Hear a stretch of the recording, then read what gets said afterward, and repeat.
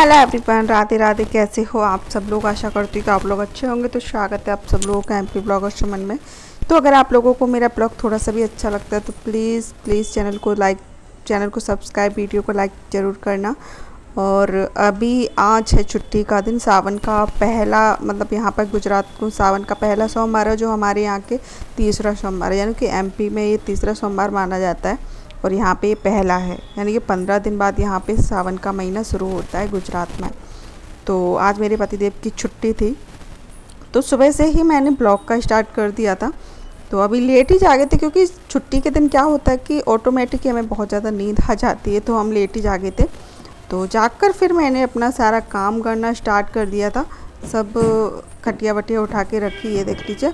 और उसके बाद फिर सारा काम ही पड़ा हुआ था, तो मैंने कहा चलो फटाफट से इसको करते हैं और आप लोगों के लिए ब्लॉग भी स्टार्ट कर लेते। तो मैंने सुबह से ही आज का ब्लॉग स्टार्ट कर लिया था।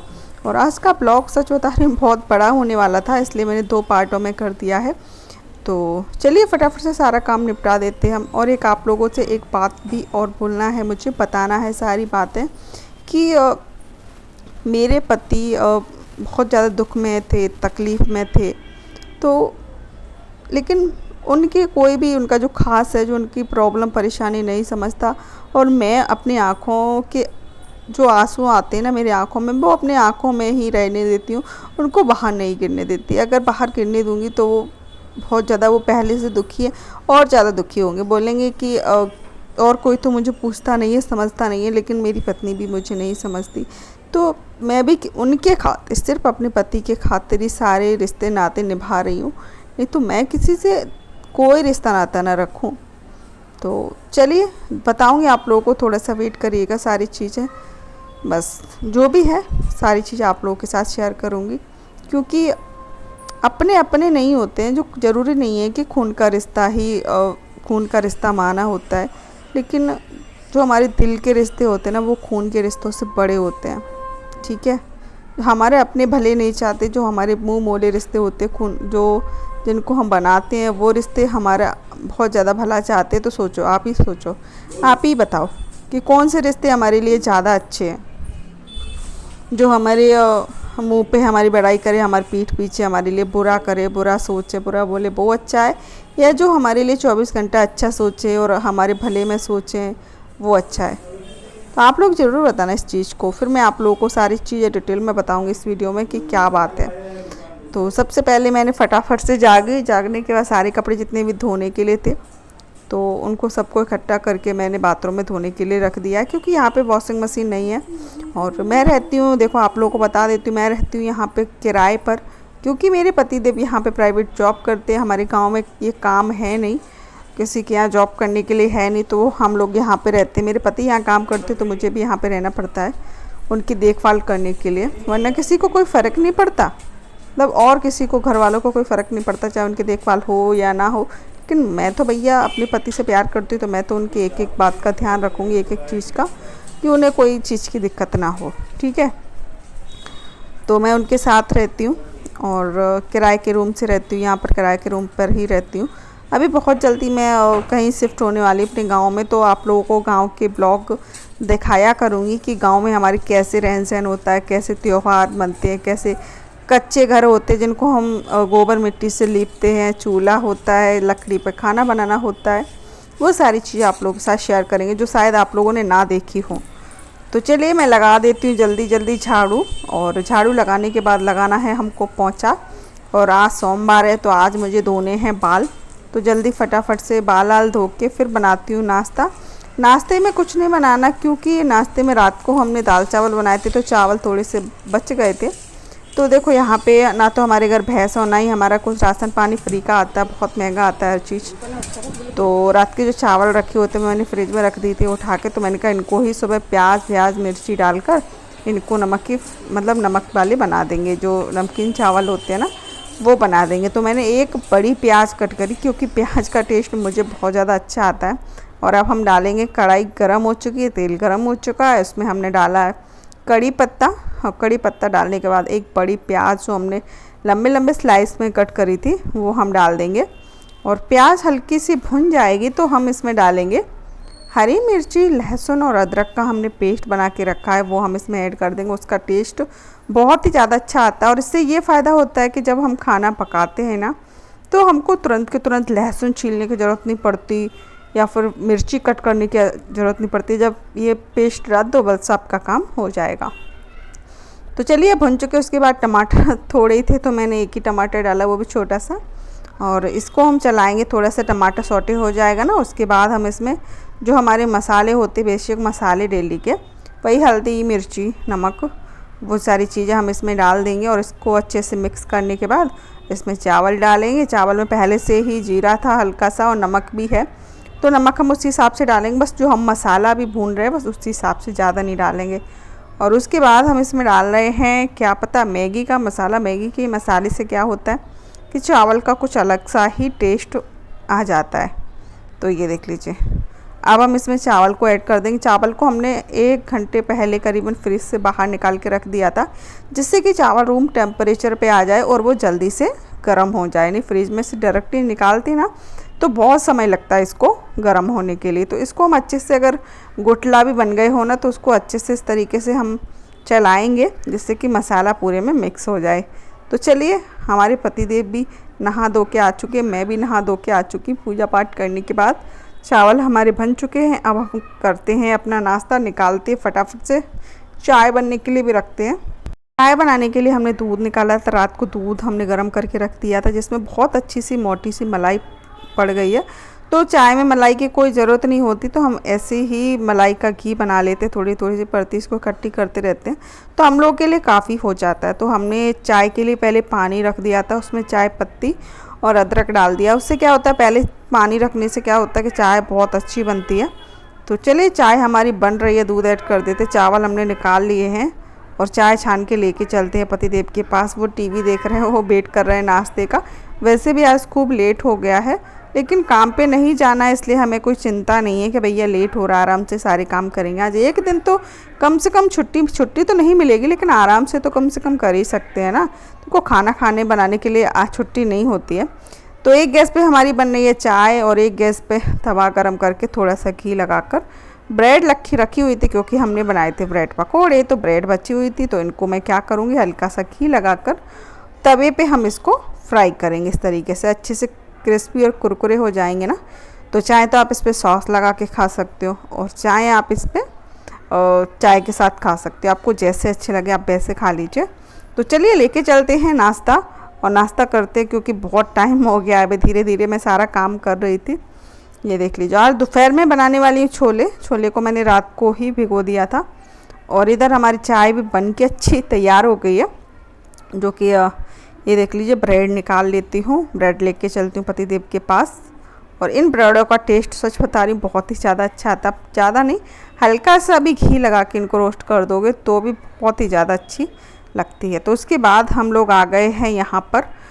तो मेरे पति ने बोला कि मुझे सॉस लगा दो, हरी चटनी जो मिर्च और धनिया वाली होती है वो चटनी लगाओ, और थोड़ा सा इस पर सॉस लगाओ, टोमेटो सॉस लगा के मुझे दे दो। मैंने कहा ठीक है। तो मैंने कहा एक मुझे भी टेस्ट कराओ कैसा लग रहा है। तो बोल रहे थे बहुत अच्छा लग रहा है। तो मुझे भी बहुत ज़्यादा अच्छा लगा। और फिर मैं फ़ोन देख रही थी अपना, मेरे पतिदेव अपना फ़ोन देख रहे थे, मैं अपना फ़ोन देख रही थी। और फिर अपनी ब्रेड लेके, चाय से ब्रेड खाने मुझे बहुत ज़्यादा पसंद है, तो मैं चाय से ब्रेड खाने लगी थी इस तरीके से। ये देख लीजिए।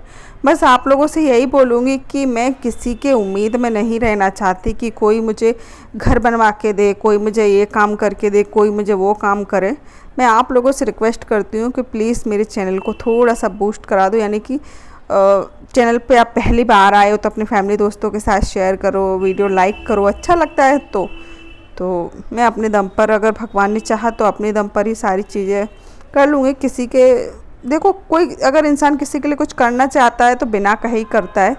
और 100 बार हम कहें मेरे लिए ये कर दो, मुझे ये दे दो, तो कोई नहीं देना चाहता तो वो नहीं देगा, नहीं करना चाहता तो वो नहीं करेगा, चाहे कोई भी हो, चाहे मेरे माँ बाप हो या फिर सास ससुर हो, कोई भी बना रहे। तो खाना खाने के बाद फिर हम गए यहाँ पे, क्योंकि मैंने बोला था ना आपसे मैं छोले बनाने वाली हूँ। तो छोले उबाल दिए थे मैंने, छोले और एक आलू डाल के उबाल दिया था।